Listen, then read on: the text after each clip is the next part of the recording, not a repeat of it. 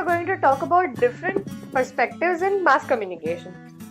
Which ones? There are so many. Yes, there are many perspectives on mass communication, but today we are talking about three vital perspectives.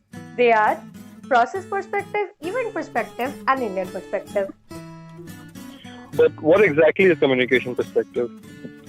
Perspective is the way we understand the world around us, right? We all have different filters through which we see the world. Yeah.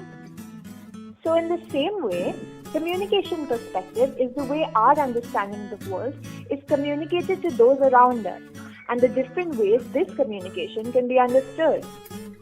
So communication perspective helps us understand communication better. Yes. Acha, I get it now. So, what are those three types of perspectives you were talking about earlier?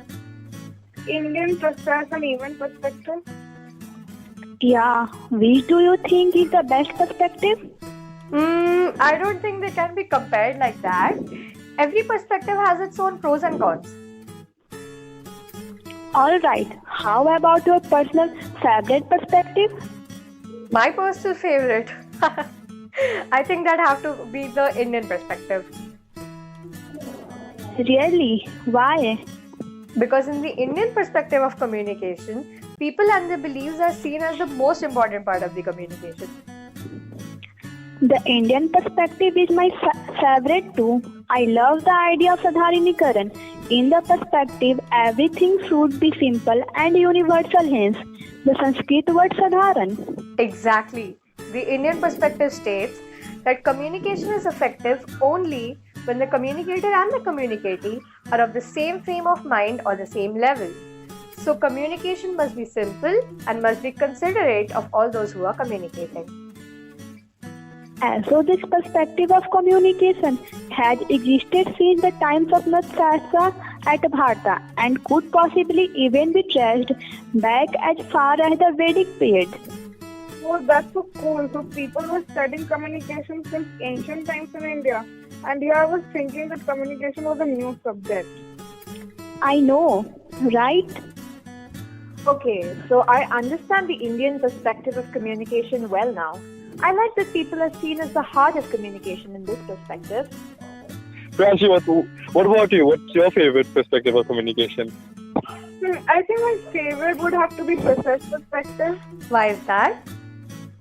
Well, I'm a pretty scientific person and the theory of evolution interests me a lot. And so the process perspective makes a lot of sense to me. What does evolution have to do with communication perspective? Because in the process perspective of communication, communication is seen as an evolving process. As information goes through people, whether it is through language, symbols or whatever, it evolves to take on different meanings and all of this happens unconsciously. I love that we are a part of science even without trying. Exactly.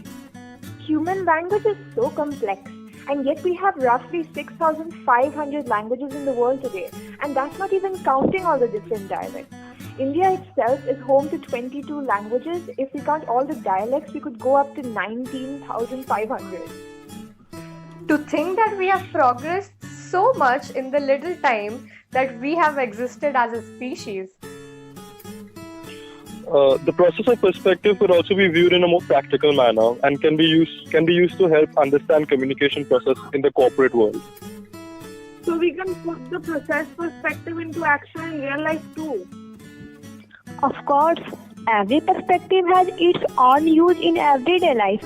The event perspective is one of the best examples of this and has the most practical usage. Really? Tell me more about the event perspective and its applications. Okay, so the event perspective sees every occurrence as an event, and every time an event is observed and retold it becomes a separate event. Isn't that Gerbner's general model? It is. The event perspective is actually very simple but can sound very complicated in scholarly articles. It was really hard to understand. All the information I could get was about event management. It is definitely an integral part of event management, but it can also be useful in journalism. How does event communication work with journalism? Okay, how about I give you an example? Yes, please. So since the event perspective sees every occurrence as an event, a journalist witnesses many events. Then they change the narratives to garner better ratings. This no longer is the same story, so this is a new event. Yeah, I like this. I think viewing every perspective as a different event gives us an insight into how to communicate without bias.